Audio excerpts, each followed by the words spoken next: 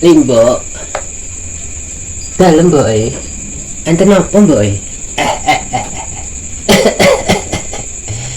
Simbok ngrasakne kowe iki pegelen sirahe Simbok, Mbok. Rasane Simbok pegelen, Gusti. Maksudnya kepiye to, Mbok? Kok nganti Mbok pegelen ngrasakno limbuk iki? Apa sing dipikirke, Mbok?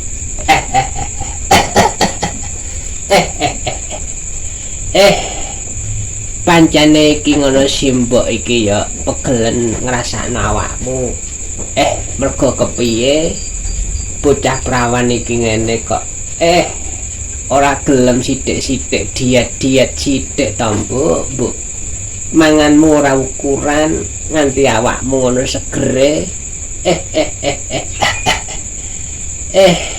Sing jenenge bocah wadon prawan iki ya dagangan, Mbok.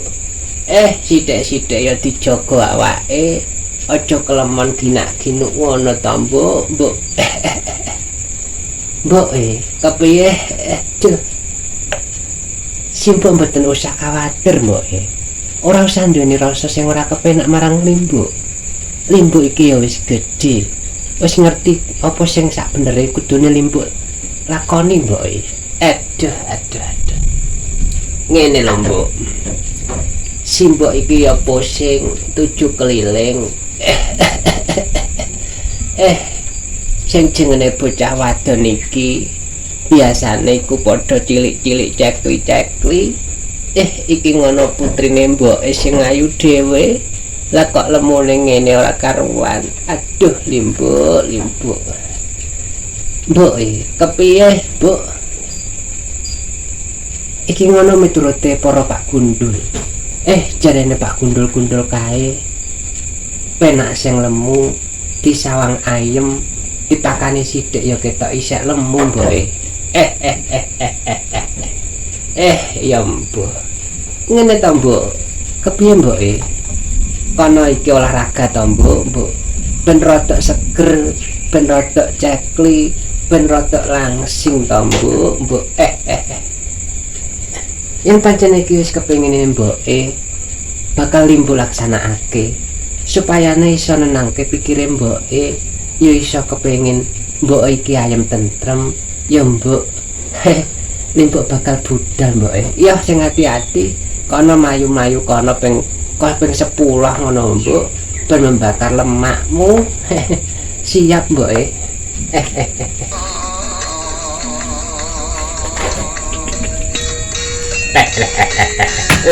Dalah.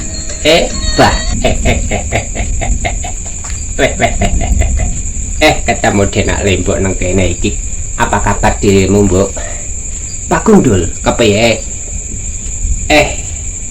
Kok dengaran dirimu iki kok olahraga to, Mbok? Iki emang apa nyalon? Tentara apa-apa kok olahraga? Tak sawang-sawang saka kadoan.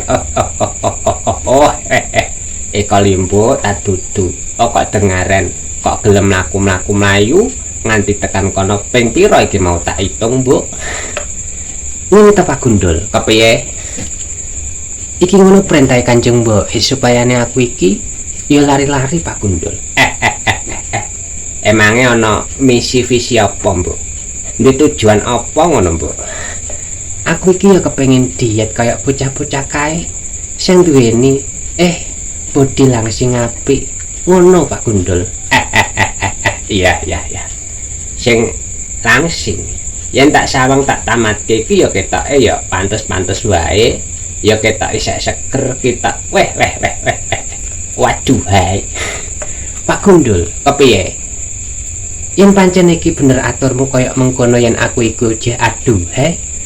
Tapi jarine Mbok, ature Mbok iki aku iki dikolkon utawi diutus supaya niki ngono dadi putri sing duweni disawang cekwi-cekwi cilik-cilik api-api, Pak Gundul. Ngene lho, Mbok ya. Pancen ya ature nyicange ya simbokmu iku ya ana benere ya. Pancen ya umume ya ngono. Tapi ya mengkon dhisik, Mbok. Piye Pak Gundul? Aku iku ya seneng sing ngene iki lemu Disawang ya seger. Ngono, Mbok. Oh alah, Pak Gundul. Kepiye? Dadi awakmu nyegat nang kene iki supaya nek aku iso ketemu kowe ngono, Pak Gundul. Ya ora ngono. Aku iki kan ya kepiye ya. Iki ngono dina ndelalah ora sengaja awake dhewe iki bertatap muka berpapasan nang kene iki ya kabeh ya ora sengaja ngono, Mbok. Ndelalah iki dina kowe duweni tujuan melangsingkan badan. Lah aku iki dina tekan kene iki ya goleki Bagong. Ngono. Satemene ngono ya aku iki tekan kene duwe tujuan supaya nek aku iki netepi tugas ngono, Mbok. Pak Gundul, kepiye? Yen pancen kaya mengkono ya aku arep budal dhisik. Mengko nek Kanjeng Mboke nyuruh aku ora nang omah ora bingung, Mboke. Tenang, Mbok. Iki ngono ya isek. Esuk ora nganti tekan sore. Ya kabeh iku ya ana wektune to, Mbok. Simbokmu bakal bingung goleki awakmu iki yen kowe ora bali ngono. Lah iki ngono wektune esuk ya padha-padha ya umume wong iku ya sapa dolanan ngono, Mbok. Iya Pak Gundul. Kepiye? Ya wis aku arep bali, Pak Gundul. Ngene lho, Mbok. Kepiye? Ana pepatah ya ana sing kandha ngene. Awakmu iki karo aku kan ora patek kenal. Lah ngono to, Mbok? Pancen bener, Pak Gundul. Ngene. Tak kenal maka tak sayang. Ya kudune aku karo kowe iku ya kenalan. Ben ngerti piye penake, hobine apa, pakanane apa. Ben ngerti ngono lho, Mbok. Ya sepurane wae, Pak Gundul. Antarane aku lan awakmu iki padha-padha tak anggap seduluran. Ya ngene wae. Kenal ya kenal.